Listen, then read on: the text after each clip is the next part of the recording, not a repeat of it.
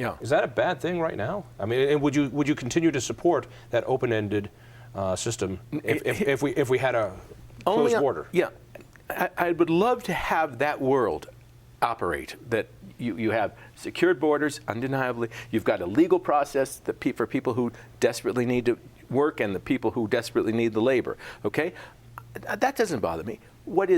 But the minute I say that, you see, it's like saying what I said, I'm against the law, for pulling over brown people. Wham, it gets taken away. The thing is, I can't ever trust the government. We've tried it. If I knew that there was a way to make this happen, to actually create this kind of an environment, even through some sort of amnesty, so that we would end up getting all the rest of the things that we want, secure borders. They have to go to school. We'd go after employers who actually hire people here who are here illegally. If I thought we could actually get all those things, even if it was in the bill, if I believed the government would do it, I'd actually be pretty much okay with that. Well, that's why I'm saying I think we have to close the border, because there's no trust of government. But I'm for amnesty, for certain amnesty, and not to citizenship, but just to stay here legally, work, and go back, and then get back in line, that sort of thing. But if amnesty is even mentioned, it creates such a firestorm and so much anger, because no one trusts the government anymore, frankly. Who should? And no one really should. That there's no way around it. I don't. Politically, it's almost impossible to pass a comprehensive immigration reform, because no one trusts the government. They said that about health care reform, and somehow they managed to do that. Well, but please hear what he's saying, because I think this is so true. We all did trust the government. In 1986, we did the bill.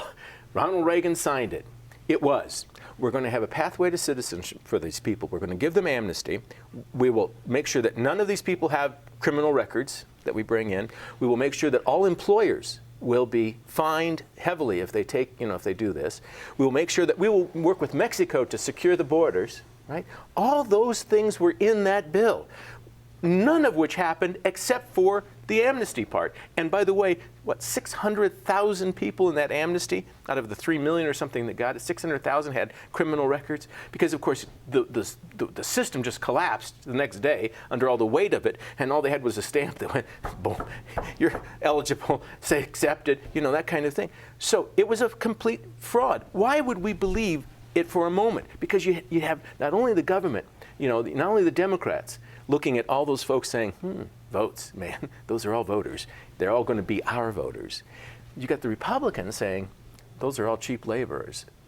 When you have that situation, who do you trust? Where do you go to make sure that if you pass this law, it won't be ignored? Let me go to some of the economics, though. Right now, yeah, we do have 10% unemployment, but we also have very affordable products and services and food, largely because of cheap labor. Now, we can send out to China to have our shoes made. I'm sure everything all of us are wearing, I don't think any of it was made here. And so that we can ship out. But when it comes to picking our crops, we can't ship the fields overseas. No, but here's what you can do, John. And this is happening even today as we speak. As it gets more and more difficult to get the labor for either reason, either they're blocking them because they're illegal, or they're too much money or too much hassle. Here's what happens in any dynamic economy. You would certainly agree and know this to be the case. You begin to look at alternatives. Employers do. They say, well, what can we do? I mean, I got these crops I got to pick. So what is happening today? They're beginning to invest in technology. So now that this day, you can drive a big tractor. It plants tomatoes. At certain interval, however long it takes to grow them, you drive this tractor. It picks the tomatoes. Tomatoes, which require very, careful handling on that, they do it today. Plant, harvest. They've got machines, John, tractors that come in now. They're growing fruit trees with a tougher bark, but a more flexible what am I trying to say? Stump, and so that they come in. There's always going to be a market for cheap labor. I tell you what, when you find a machine that can go into the hotel room and clean it up and fry my hamburgers, then we got a great machine. Hamburgers, it can be done easily. We've only got a few minutes left here, so let's bring it over here. From a libertarian conservative side, give me some solutions here, guys. I hear, send the militia to the border. You got something better? Well, yeah, I think you can do. You can't because of the politics. If I had a magic wand, I would say you can do some kind of comprehensive reform where you actually care about the border, shut it down, but also allow more workers here. Try to pick out the people who are here to work the criminal element that are here and try to get them out and work on it from there. I'm not saying it's going to happen. I mean, the politics in this right now, the well is poisoned. You know, I mean, I just don't think we're going anywhere. But that's where I'd start. The economist to me says with the open enrollment that we have for the agriculture folks. So all right, you give them health care, you give them housing. All right, let's say you close down the border. But you still have that open. I see the creeping regulatory state saying, well, not only do you need to have health care for them and housing, but you also need to provide transportation for them. You need to give them new clothes. You need to pay for their schooling. I could see the creeping regulatory state closing down immigration just through bureaucracy. Sounds to me like you don't trust the government. I don't trust the government Neither at all. do I, buddy. Well, that's why part of the illegal immigration, I understand. Let me tell you, none of us would have done any differently. Right. If we were sitting on the other side of this border, absolutely, I'd go through the damn desert. Yeah.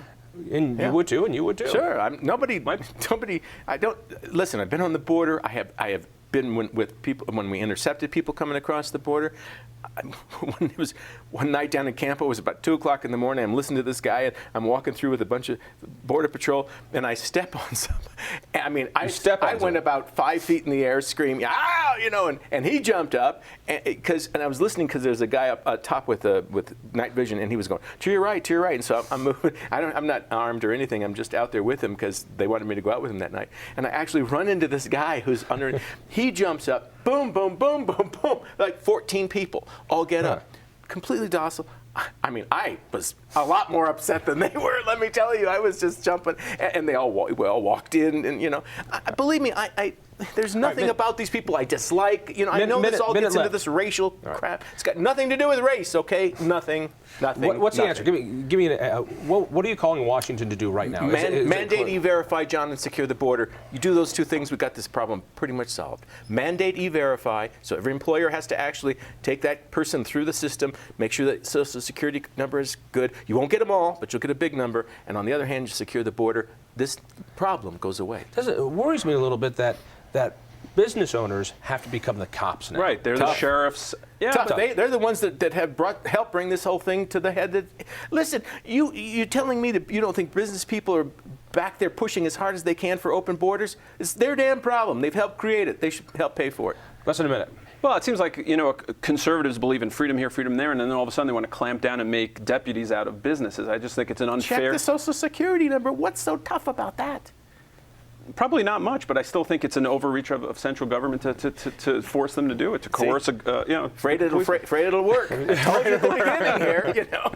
Hey, by the way, I don't know if either one of you could, but I need somebody to mow my lawn this summer. So if either one of you minimum wage will be at $15 $15. Yeah, if you can beat $20 to do it, I'll hire either one. Thank you so much, Tom. Thank you. Always a kick to see you, David. Thanks. Keep on working there. Keep that job of yours. Tell a friend about the Independence Institute. We'll see you next week. I mean, you keep on talking, but you don't know where to turn it all. The day I met you, wish I'd been in Paris or on the ocean, a million miles to sea.